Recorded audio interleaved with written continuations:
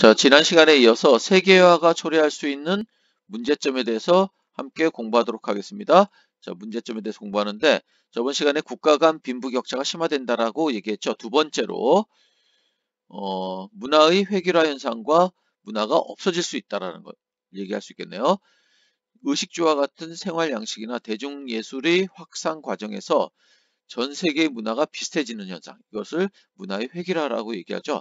특히 선진국의 문화가 보편화되는 현상을 볼 수 있습니다. 미국의 어떤 대중문화가 전 세계를 휩쓸고 있는 거죠.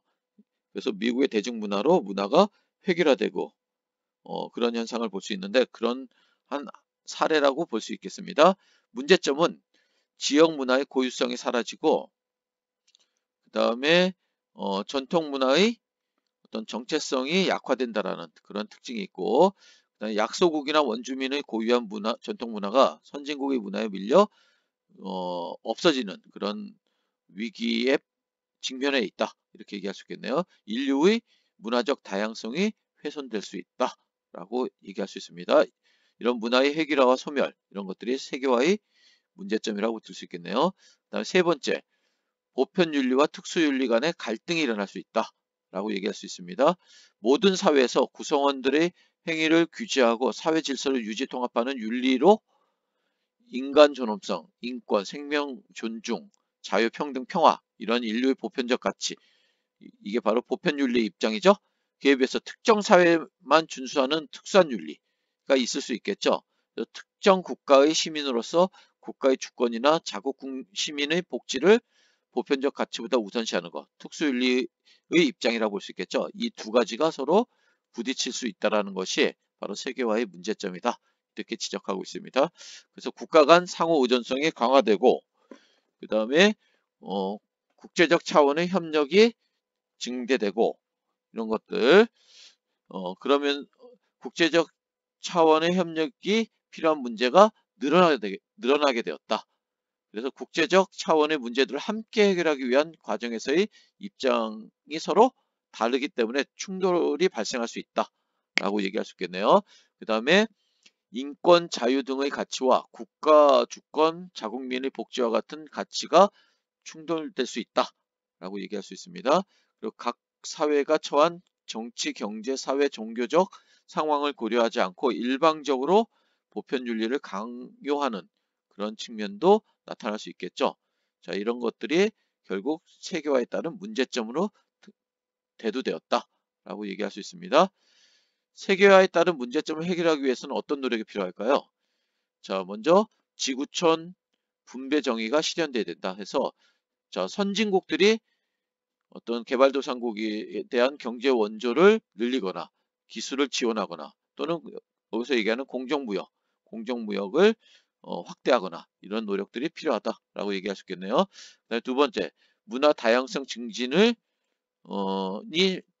문화 다양성 증진의 어떤 중요성을 인식하고 이런 문화를 각 지역의 고유한 문화를 지키려는 노력이 필요한 거죠. 자, 이런 것들이 중요하고 그래서 전 세계적인 차원에서의 어떤 그 문화 다양성을 지키려는 그런 선언 같은 것들이 굉장히 중요한 어떤 의미가 있는 거죠. 그 다음에 세계 시민으로서의 자세를 가져야 한다. 그래서 지구촌 전체의 문제를 해결하기 위한 그것이 내 문제처럼 생각하는 그런 세계 시민 의식이 중요하다라고 얘기할 수 있습니다. 보편윤리와 특수윤리의 갈등 사례가 나와 있는데 뭐 명예살인 같은 경우에는 우리가 극단적 문화상대주의 얘기할 때 나왔던 얘기죠. 그리고 싱가포르의 어떤 태형이라는 그러니까 이렇게 어떤 일정한 도구로 사람의 신체에 체벌을 가하는 행위를 태형이라고 하는데 그게 공식적으로 인정되어 있는 거죠. 그거를 우리가 어떻게 바라봐야 될까? 싱가포르의 어떤 특수윤리와 그 다음에 인간의 존엄성이라는 보편윤리가 부딪히는 경우라고 볼 수 있겠네요. 자, 그 다음에 공정무역.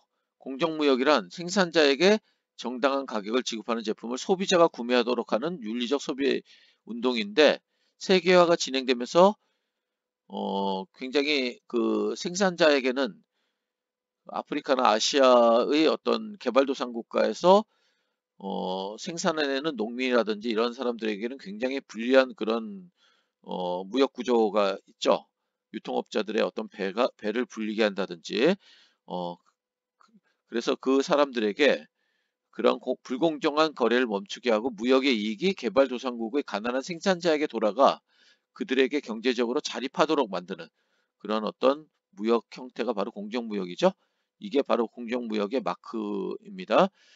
공정무역 제품의 소비는 더욱 공정한 세상을 위한 작지만 중요한 선택이다. 결국 의식 있는 소비자들의 어떤 선택이 세상을 바꿀 수 있다라고 얘기할 수 있겠네요. 세계화 어떻게 바라봐야 될까 했는데 세계화는 상품 선택의 폭을 확대시켜 준다라는 측면에서는 긍정적인 영향이라고 볼 수 있겠네요. 그 다음에 이런 세계화를 통해서 질병이 확산될 수 있다. 이건 부정적인 측면이죠. 그 다음에 다국적 기업의 활동을 통해서 개발도상 국가에 진출하면 그 나라의 국민은 좋은 일자리를 얻을 수 있고 그 다음에 선진국 입장에서도 어떤 그 비용을 절감할 수 있다든지 이런 측면은 긍정적인 측면이라고 볼 수 있겠죠. 그에 비해서 아동 노동 문제 이런 걸 통해서 우리가 세계화의 어떤 부정적 측면도 바라볼 수 있겠습니다. 자, 개념 체크 문제 풀어보도록 하겠습니다. 먼저 풀어보고 이 화면을 보면 좋을 것 같아요. 자, 삶의 공간이 개별 국가의 국경을 넘어서 전 지구로 확대되는 현상. 그쵸, 바로 세계화라고 얘기할 수 있겠네요. 그 다음에 뉴욕, 도쿄 등과 같이 정치, 경제 등 다양한 측면에서 세계의 중심지 역할을 하는 도시를 세계 도시라고 얘기합니다.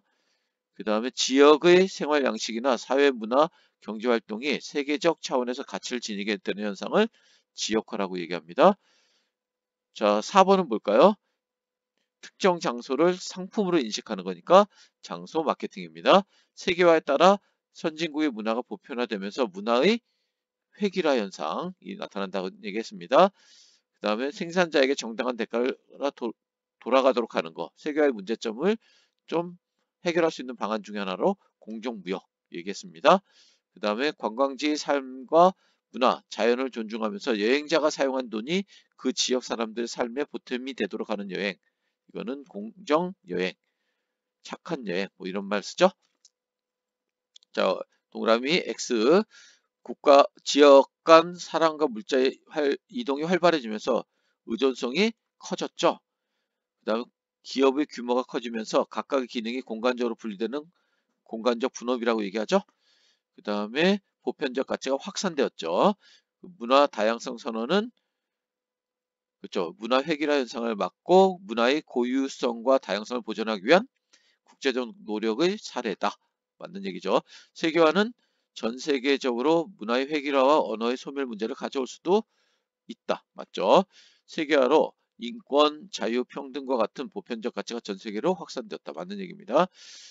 자, 객관식 문제 1번 풀어보도록 하겠습니다. 다음과 같은 현상이 나타나게 된 배경을 보기에서 고른 것은 했는데 자, 이런 현상이 나타난 것은 교통통신의 발달이 영향을 미친 거죠. 그리고 무역 장벽이 낮아졌기 때문에 이루어진 거죠. 그리고 세계 무역 기구의 등장. 자, 맞는 얘기죠. 시공간 제약이 감소하면서 국가 간 경계가 약화된 거죠. 그래서 기억, 디귿 2번이 되겠습니다. 그 다음에 2번, 다음은 사회 수업의 한 장면이다. 교사의 질문에 옳은 대답을 한 학생을 고른 것은 했는데 특징과 문제점, 세계화의 특징과 문제점에 대한 얘기를 하고 있네요. 세계화로 개별국가의 보호무역 장벽이 약화된 거 맞죠?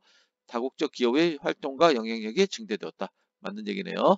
그 다음에 다국적 기업의 공간적 분업이 활발해졌죠. 자, 연구 개발 기능을 수행하는 연구소는 주로 선진국에 입점하고 있죠. 그 다음에 런던, 도쿄는 세계 도시죠. 자, 맞는 얘기네요. 네, 세계 도시에는 소비자 서비스업, 다국적 기업의 생산 공장, 생산자 서비스업이죠. 그리고 다국적 기업의 생산 공장은 주로 개발도상국가, 뭐 반드시는 아니지만은 주로 개발도상국가에 위치하고 있다라고 할 수 있습니다. 가평 이렇게 되겠습니다.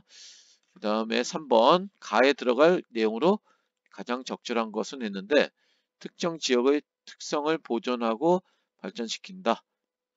지역적 요소들이 세계적으로 가치를 인정받는다. 자, 이건 뭘까요? 자, 그쵸. 여기서는 1번으로 볼 수 있겠습니다. 이런 어떤 지역 축제 같은 게 얘기가 나오고 있죠. 그 다음에 지역화, 그 지역 문화의 어떤 가치를 높이는 것과 관련된 거니까 1번이라고 볼 수 있겠습니다. 그 다음에 4번, 다음 글에 나타난 설명으로 옳지 않은 것 했는데, 세계화에 따라 지역 간 교류와 협력이 강화되고 전 세계적으로 경제, 정치, 문화의 중심지 역할을 하는 세계 도시들이 등장했고, 기억의 영향으로 국경의 의미가 약화되었다. 맞는 얘기죠? 자, 중시적 역할을 담당하겠죠. 답은 2번이 되겠네요. 그 다음에 생산자 서비스. 금융이나 회계 서비스와 같이 상품의 생산 및 유통 과정에 필요한 서비스를 얘기한다라는 얘기했습니다. 그 다음에 니은의 성장.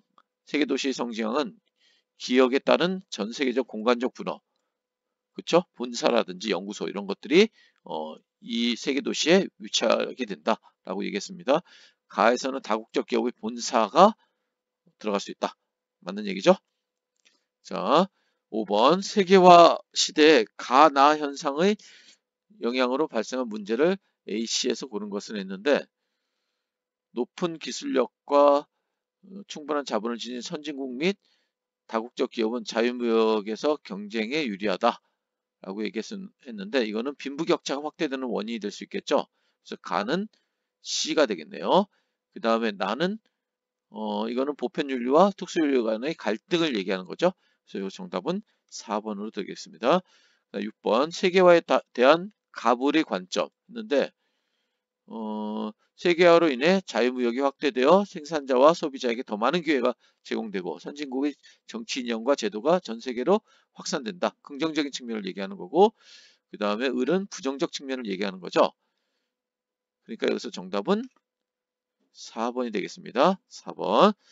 자, 이상 디딤 영상을 마치겠습니다. 수고했습니다.